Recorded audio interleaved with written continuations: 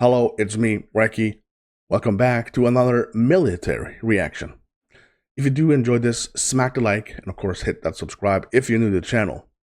I would greatly appreciate that. We're going to go back to the channel Not What You Think. We've been here before and this was actually a video suggestion. So it's why the US is not afraid of the largest navy in the world yet. All right, okay, yet. Before we watch, we say thank you so much to the channel members and the patrons. Thank you so much for the insane support. And we big shout out to the Supreme tier donators over by Patreon and of course channel membership YouTube. You guys are great, thank you. And personal shout outs to the ultimate supporters only available on Patreon. Deja, Walt, Roni, Dwayne, Tammy, Kevin, Dana, Troy, Sarah, and Robert. Incredible support. Thank you so much. If you want to become one of the awesome people, click join to become a member or check out the coolest link ever pinned on top of all the other comments. Now, it's time. I'm going to remove some filters here. Yes, I can see this. There you go. Let's do this. Just over a decade ago, China had 0 aircraft carriers, but today it has 3 in the water.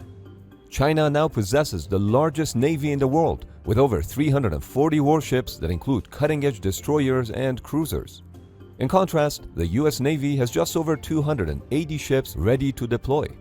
On top of that, the People's Liberation Army Navy, or PLAN, is on track to add another 70 warships by 2030, compared to the US Navy's best-case scenario of adding just 42. The scale of the Chinese military buildup is enormous. For reference, just one Jiangjiang Changqing shipyard in Shanghai is larger than all 7 US naval shipyards combined. Here's the smaller Dalian shipyard in China, which is building 5 destroyers at the same time. Compare that to the United States, which can barely build 2 Arleigh destroyers per year. But here's the caveat, it's not all gloom and doom for now. Yes, China has more warships, but they are much smaller. In fact, the median US Navy ship, the Arleigh-class destroyer, displaces up to 9,500 tons, while the median PLAN ship, which is a Type 54 frigate, displaces about 4,000 tons. Combined, the US Navy fleet weighs about 4.5 million tons, while the Chinese mighty fleet weighs just over 2 million tons.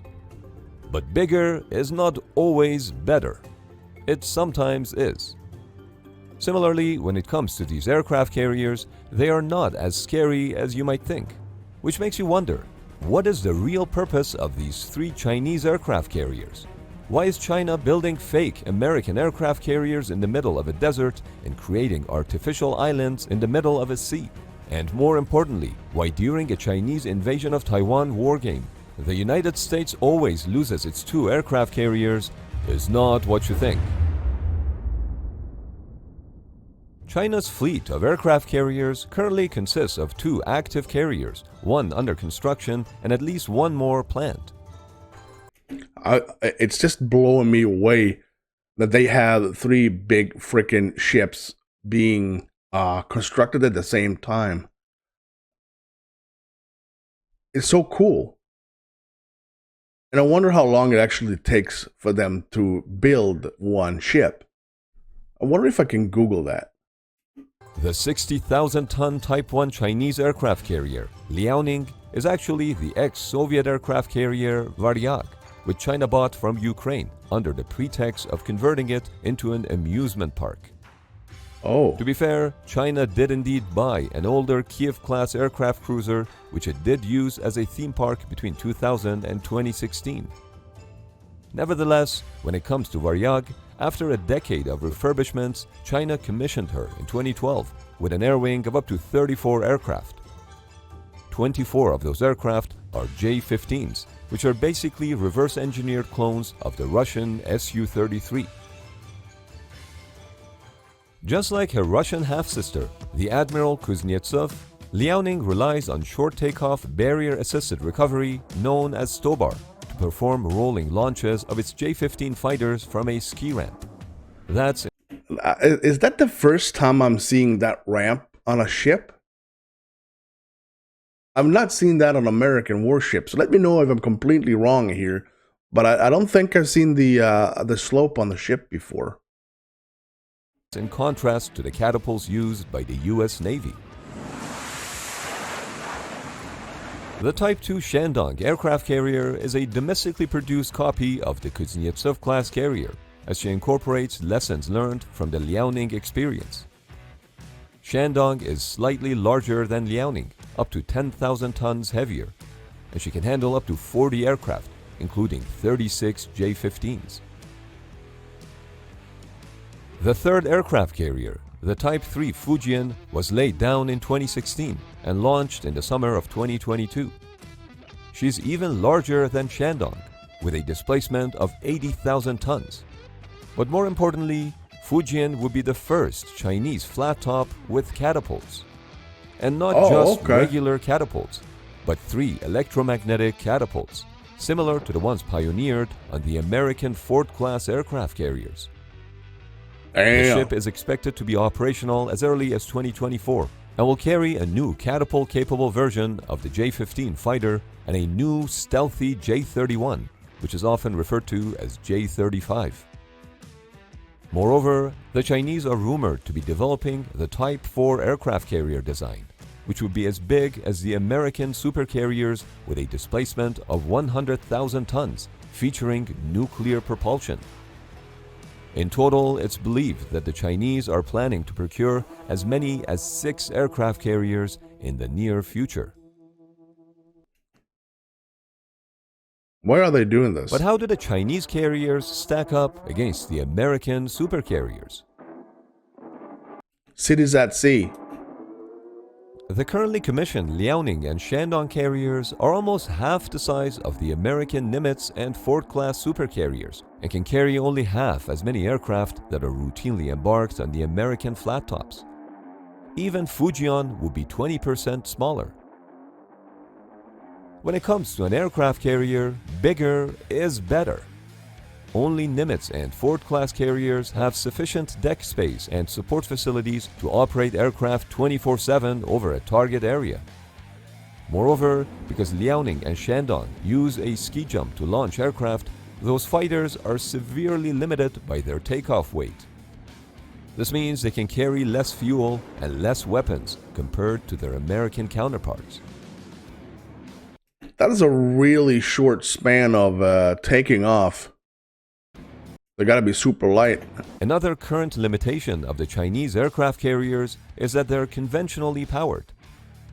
This means that they cannot operate independently of their slow-moving fleet of oilers. Additionally, being nuclear-powered would free up space on the deck and hangar for more airplanes because they don't need bulky air intakes and exhausts. But maybe the biggest limitation of the current Chinese carriers is that they cannot launch heavier airplanes like the E-2 Hawkeye. Early warning aircraft like the E-2 are extremely important because when flying at altitude, their radar can see at least 3 times farther than the Aegis radar on a cruiser or destroyer. Oh, damn. This is due to the curvature of the Earth, which limits the range of ship-based radars when attempting to detect low-altitude or surface targets beyond the horizon. Oh, we lost 2 subscribers. Must have been flat earthers. Oh my The God. advantage of looking down on the battle space greatly improves situational awareness, especially when it comes to early detection of airborne threats.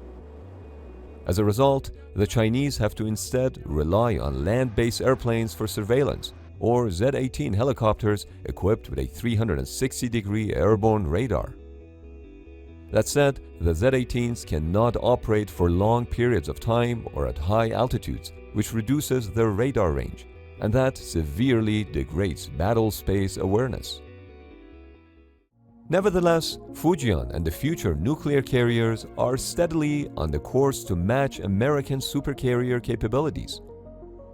Catapults would allow Fujian to launch heavy aircraft such as KJ-600 airborne early warning and control aircraft. It looks awfully similar to the American E-2 Hawkeye, doesn't it? Yeah. But realistically, to match American capabilities, it would take China many, many years. Just the electromagnetic catapults alone, which took the Americans over a decade to perfect, will be a big challenge for the Chinese. But you have to go beyond the number of ships, number of aircraft, and weapon ranges to understand the potential threats, because what really matters is operational capability and geometry. In other words, expertise. So, I'm pretty sure that they are Threats. Sorry, Because hold on. what really matters is operational capability and geometry. In other So they're looking for debris on the pad here. words, expertise. Carrier operations is no easy task, and China has to figure out all that by itself and do it fast. Oh my The US God. Navy has operated aircraft carriers for over a century, and China for just over a decade. China knows It looks kind of weird with the slope like that, but I understand why. But it looks kind of weird. that they know little, and they're extremely risk-averse when it comes So if you should bomb one of those planes, just go for the slope. They can't take off anymore. to carrier operations. In fact, China is yet to suffer a major flight deck incident. They know that American mastery of carrier operations came at the high cost of aircraft and lives. Even though China won't admit it, Reuters reviewed dozens of articles published in state-linked journals, which reveal awareness among Chinese military analysts about shortcomings in the country's carrier capabilities. There is still a huge gap between sailor training levels and combat requirements. The article elaborates by highlighting that the Chinese carriers do not routinely conduct flight deck operations at night or in adverse weather, like the Americans do. Wow. Oh my God, that would freak me out landing in rain and fog and crap. And as far as news reporting goes, multiple other center-leaning news agencies have echoed Reuters, and we can see this effortlessly using ground news. Liaoning and Shandong are just training carriers. So will be Fujian. That is their true purpose. It's interesting to see that this story is not being covered by Chinese or even American sources, and that's why I'm a huge fan of using ground news. In one place, we're able to get international perspectives on stories like this that otherwise would not even be on our radar. For example, I've been following news on aircraft and drones to get notifications on the latest breaking stories from all around the world. At a time when algorithms drive the information available to us, ground news goes out of their way to show all sides of every story. So go to ground.news/NWIT and sign up, or subscribe through our link before August 1st to get 30% off unlimited access and support a small team of media outsiders working to make the news more transparent for you. I like that. While domestic Chinese news agencies proclaim that their aircraft carriers' intensive aircraft sorties are evidence of a high combat capability, a close examination of the recent exercises reveal a different picture. The Japan Maritime Self-Defense Force provides excellent public reporting on how the Chinese Navy is operating in the East China Sea and the Philippine Sea. According to these reports, Chinese aircraft carriers always operate in the range of diversion airfields as backups, as opposed to blue water operations. Blue water ops means that aircraft can only take off from the carrier and land back on the same carrier, as it would be outside the range of diversion airfields or aerial refueling. True blue water ops are a high-risk endeavor because the only option is 100% onboard recovery or losing an aircraft. Oh my God, I love how the guys on deck just freaks Blue out. water ops are a high-risk endeavor because the only option is 100% onboard recovery or losing an aircraft. According to the Japanese, Oh my, did he actually do that? According to the Japanese data, in 2021 and 2022, Freaking Liaoning skilled. conducted fixed-wing flight operations between 300 to 740 nautical miles from a diversion airfield. The J-15 has a high-altitude transit range of more than 1,600 nautical miles, which allows it to safely make it back to an airfield, even with 50% fuel remaining.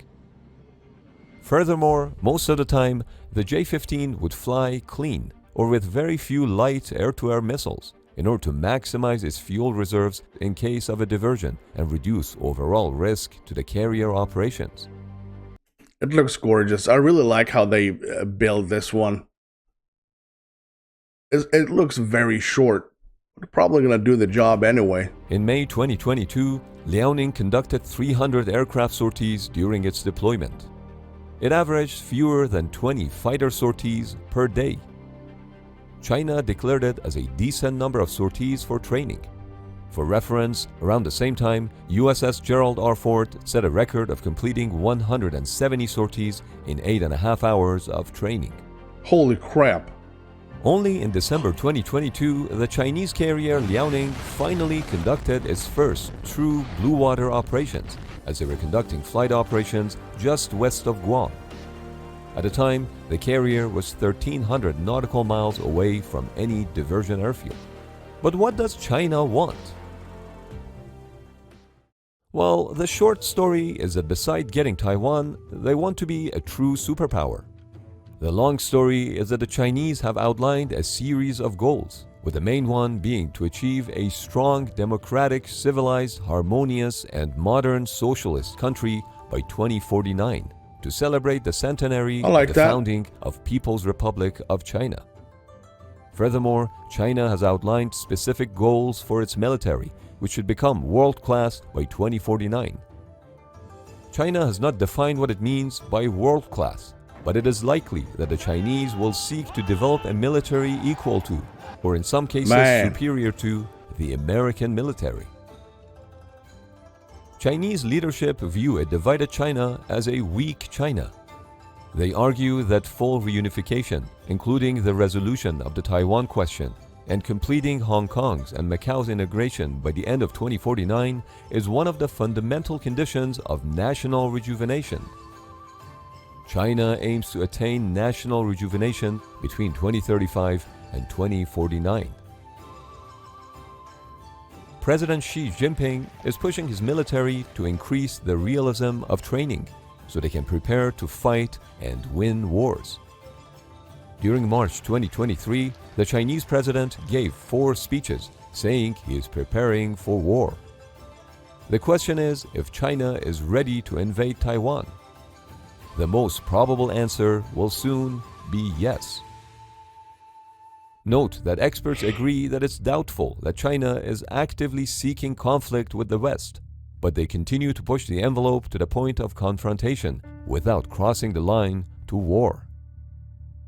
China understands that the United States has established itself as a global maritime superpower. As China aims for a superpower status, it must be able to challenge America's dominance at sea. As a result, if you're gonna be big, be kind. That's what I'm saying. Plan's overall battle force is expected to grow to 400 ships by 2024 and 440 ships by 2030. Much of this growth will be in major surface combatants. China is expanding its naval capabilities, but not in the same way as the United States Navy. They are not trying to replicate it. Instead, they are emphasizing naval capabilities for long-range supersonic maritime attack and nuclear-powered submarines to neutralize American supercarriers. As a result, they are seeking the ultimate naval weapon, anti-ship ballistic missiles, or ASBM. The most important requirement for ASBM is to have accuracy to make a direct hit on a moving target at a prescribed angle of impact to penetrate the carrier's armor. The precise angle of impact is essential for the effectiveness of the ASBM warhead. In April 2022, a video emerged of a YJ-21 ship-launched ballistic missile, which is the ultimate anti-ship weapon since it's the most difficult to intercept.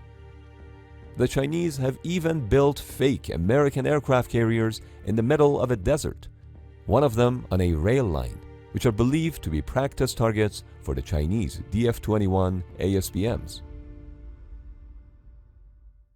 China claims sovereignty over the Spratly and Paracel Islands and other land features within its ambiguous self-proclaimed 9-dash line in the South China Sea. These Chinese claims are disputed in whole or part by Brunei, the Philippines, Malaysia, and Vietnam. The South China Sea plays an important role in security considerations across East Asia, because Northeast Asia relies heavily on the flow of oil and commerce through South China Sea shipping lanes, including more than 80% of the crude oil to Japan, South Korea, and Taiwan. Besides building 3 aircraft carriers that China says will defend its sea routes, China has also built at least 3 artificial islands in the South China Sea, which are fully militarized with anti-air and anti-ship weapons, fighter jets, and jamming equipment. In the past, the Chinese had assured that they will not transform artificial islands in contested waters into military bases. Clearly, this video footage shows a different story. The American strategy with regards to Taiwan is deterrence. Conflicts should be avoided at any cost, as they can result in a nuclear exchange. This deterrence can only be achieved through having a large force of supercarriers in sufficient numbers to achieve air superiority in theater maritime, with squadrons of the most advanced fighter attack aircraft. But would this deterrence work? Yeah, good question. In January 2023, the Center for Strategic and International Studies conducted a war game for a Chinese amphibious invasion of Taiwan and ran it 24 times for a variety of scenarios. In most cases, the United States, along with Taiwan and Japan, managed to defeat the Chinese. But it came at a tremendous cost of losing dozens of ships, hundreds of aircraft, and tens of thousands of service members. It is worth noting that even under a pessimistic scenario, the United States was able to protect Taiwan. China achieved total victory only if the United States did not intervene. Here's the interesting part. In all iterations of the base case scenario, the United States lost 2 supercarriers. That happened when the carrier strike groups exhausted their magazines of interceptors after multiple large salvos of modern Chinese anti-ship missiles targeted them. The wargame analysis acknowledges that carrier losses were partially an artifact of the US Navy forward deploying them to vulnerable positions of Okinawa in order to deter China. Besides supercarriers, the US would typically lose anywhere between 7 to 20 major warships such as destroyers and cruisers. In contrast, China would lose on average 138 ships, of which 86 were amphibious and 52 were major surface warships. Interestingly, the wargame analysis concluded that the relative strength of the US and Chinese air-to-air capability was unimportant, because 90% of all lost aircraft were destroyed on the ground as a result of Chinese missile attacks on Okinawa and Guam. One striking I gotta say that this channel is fantastic. revelation was that until China exhausted all its anti-ship ballistic missiles, it would be too dangerous for US and Japanese ships to approach Taiwan. Essentially, it would be a long-range missile war. Whoever has the most missiles wins. According to the result of the wargame, the US should prioritize bombers with long-range missiles over fighter aircraft, shift to smaller, more survivable ships, submarines, and hypersonic weapons. The wargame said nothing about Chinese aircraft carriers. Of course, if a Chinese carrier strike group operates east of Taiwan during the start of the attack, they face multiple risks, such as coordinated multi-axis attack, which they may not survive. This means that in a crisis, one side may want to shoot first in order to retain their advantage. In fact, as recently as mid-April 2023, the Chinese conducted a war game on their own, where they positioned their aircraft carrier Shandong east of Taiwan and conducted a mock-up attack to see how Taiwan would respond when faced with threats approaching from both east and west sides. China's navy is developing at a very fast pace, which is alarming for the Americans. What is equally alarming is the modern anti-ship ballistic missiles such as DF-21. Chinese aircraft carriers are still in their infancy while they get more comfortable with their aircraft carrier operations, be it flight deck operations, corrosion control, or firefighting protocols.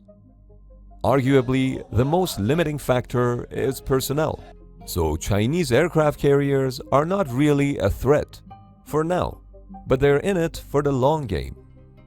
It won't be until the next generation of carriers that China really settles down on carrier capabilities. As tensions continue to rise in the South China Sea and the surrounding regions, the balance of power between China and the United States will play a crucial role in determining the future dynamics of global security. The evolving naval capabilities of both countries and their approach to deterrence will shape the trajectory of potential conflicts. But the question of how effective deterrence will be in maintaining peace and stability in the region remains to be seen.